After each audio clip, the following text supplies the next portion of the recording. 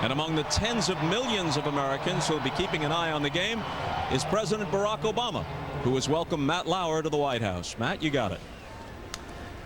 Hey, Bob, thanks so much. He certainly has. We're here in the map room at the White House with the 44th President of the United States, President Obama. It's great to be with you. How you doing? I'm doing great, Matt. Thank you. So you've been president 12 days. So let me ask the question that's on everyone's mind right now. How's it going living with your mother-in-law? Fortunately, I love my mother-in-law. I'm just asking. I'm not trying to start trouble. She is actually, she defends me whenever I screw up. So Michelle, you know, she's about to come down hard. My mother-in-law comes in, intercedes, so... Everything's copacetic. The longer she stays, the better off I'm going to be. I was driving over here, Mr. President. I was thinking about this enormous transition that you've been through, taking on the reins as Commander-in-Chief, Mrs. Obama becoming the First Lady. But you've got a daughter 10 and a daughter 7, and this is a huge game changer for them as well. How are they doing? You know, I said this, I think, in an earlier interview. People think I'm cool. Nobody's cooler than my 2 girls. They just seem to take whatever comes with, you know, happiness and steadiness, and they're loving school. They're making friends. In fact, they've got some friends from school over today, and they've already joined some clubs. And Sasha, you know, I think maybe to endear myself to her, she decided she wanted to join a basketball team. So, what more could I want?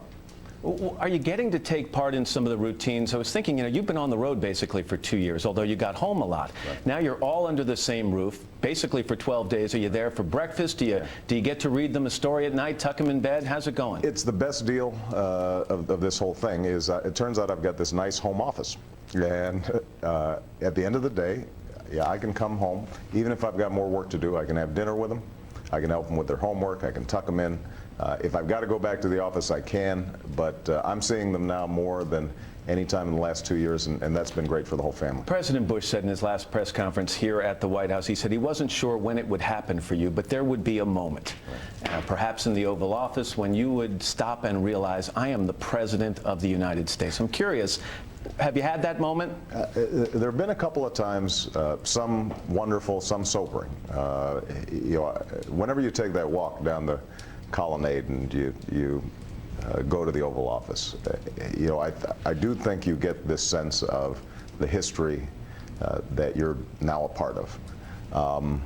Some sobering moments, having to sign letters for troops who've died and sending letters to their families, where you realize every decision you make counts, and you don't have time to you don't have time to spend a lot of time on inconsequential stuff. You've got to focus on, at this point, putting people back to work, but also reminding yourselves that you've got hundreds of thousands of people around the world who are putting themselves in harm's way, and you're the commander-in-chief. You talk about sobering moments. Even as a senator and member of the Foreign Relations Committee, you were getting intelligence briefings on the campaign trail also and during the transition. But now, from what I understand, every day you go down there and there's that intelligence briefing on your desk, and it's got to contain some pretty sobering stuff. There are millions, tens of millions of people watching this broadcast right now, Mr. President. If they were to have access to the same information you have now on a daily basis, how much less sleep would we all be getting? You know, here's what I think is important for everybody to understand. We've got real threats, and we have to remain vigilant, but the quality of our armed forces has never been better. When you meet the people who are charged with keeping America safe, it gives you enormous confidence. They are on the case day in, day out with extraordinary professionalism. But there is no doubt that we have to make sure that we don't let up, because there are people who would be willing to do us harm. Let's talk about some of those men and women who are serving this country overseas, in Afghanistan, other locations, in Iraq. And I'm sure they're watching today. It's a big event for the armed services. And a lot of those people have a vested interest in one of your campaign promises to end this war and get them home as soon within 16 months or so as humanly possible. So when you look at them, can you say that a substantial number of them will be home in time for next Super Bowl Sunday? Yes. I mean, we're going to roll out in a very formal fashion what our intentions are in Iraq, as well as Afghanistan. But in conversations that I've had with the Joint Chiefs, with people, the commanders on the ground, I think that we have a sense now that the Iraqis just had a very significant election with no significant violence there, right, that we are in a position to start putting more responsibility on the Iraqis, and that's good news for not only the troops in the field but their families who are carrying an enormous burden. The economy, I mean, people are going to watch this game today. They're going to blow off some steam. They're going to have a good time, but a lot of them are going to go to bed. They're going to wake up tomorrow morning, and the worry's going to start again. They're going to worry about losing their jobs and their homes and putting their kids through school and making ends meet.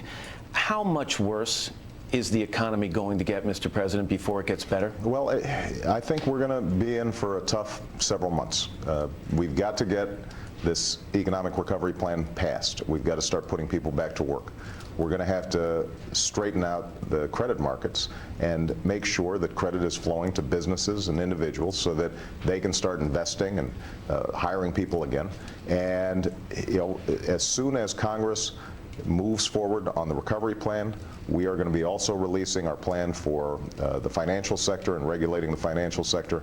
I have confidence we're going to be able to get the economy back on track, but it's going to take a number of months before we stop falling, and then a little bit longer for us to get back on track. And when it comes to the stimulus plan, the House passed its version last week, but without one Republican vote. That disappointed a lot of people. The Senate takes up their version of the measure starting tomorrow.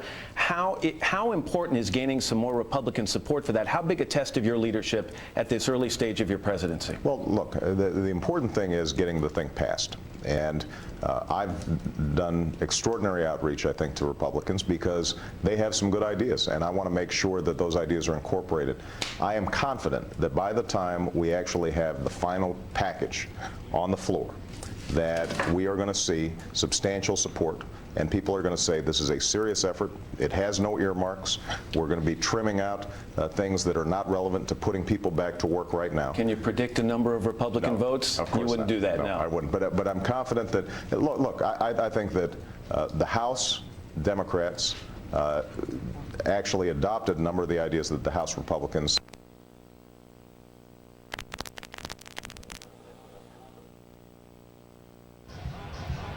Did you lose it? Did you lose it?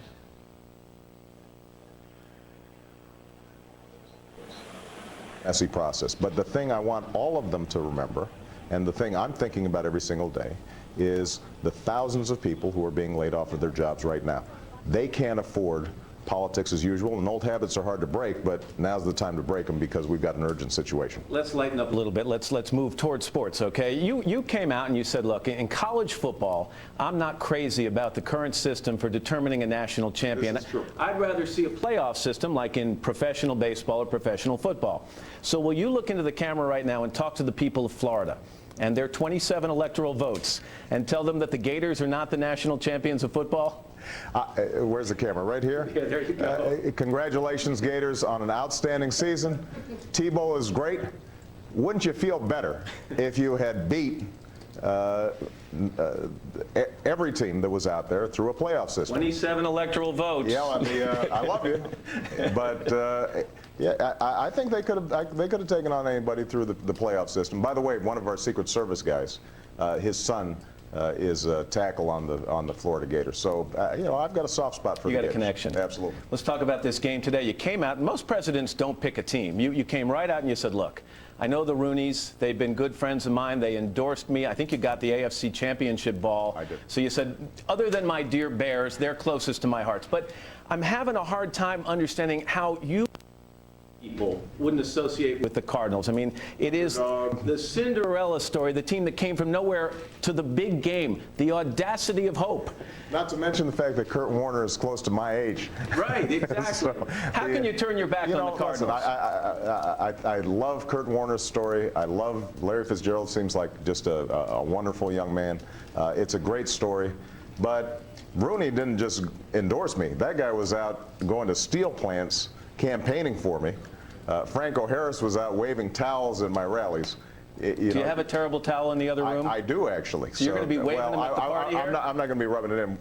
We've got some Arizona congressmen here, and I may need their vote on the recovery package. Give me a score. What's the score going to be in this game? It's tough to predict, but I think the Steelers are going to eke it out in a close one. All right. Last year you predicted the Patriots over my Giants. Yeah. I don't have a question here. I just wanted to rub that in a little bit. Well, I'm still wondering how that guy made that catch. You know, yeah. he had Hail some Manning? stickum on his helmet. Tyree. Huh? David Tyree. They just dissected that play in about a 5-minute segment It was on the show. One of the greatest plays in pro football history. Let's talk about the BlackBerry. All right, you got to keep it. I did. Can I see it? Do you have it? I didn't bring it down here. No? No, it's like Inspector Gadget. You know, if you touched it, it might blow up. But I kind of envision that. It's like Q in the James Bond movie. Did he give you like fingerprint recognition technology or something? The works. It turns into a car if I have to make a quick getaway. How many people have that email address? A handful. Look, there are security issues involved, and so we've got to make sure that I'm not creating a situation where potentially people can compromise our systems. But like world leaders, can they contact you on that BlackBerry? Typically, world leaders are going to be contacting me through the Oval Office. They know how to reach me there. Sasha and Malia? Sasha and Malia can always contact me. Oprah?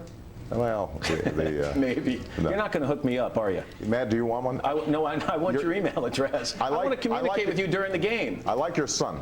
I might give it to him. I'm not going to give it to you. Give Jack, it to your papa, okay?